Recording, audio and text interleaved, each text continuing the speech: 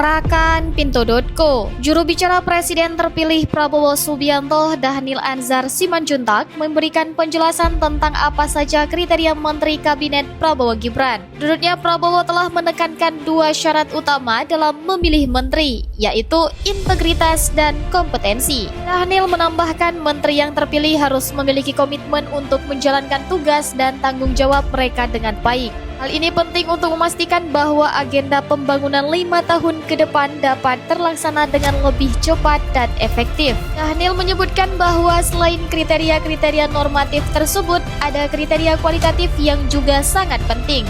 Prabowo juga ingin memastikan anggaran publik digunakan secara ekonomis, efisien, dan efektif mengingat banyaknya agenda pembangunan yang harus dipercepat.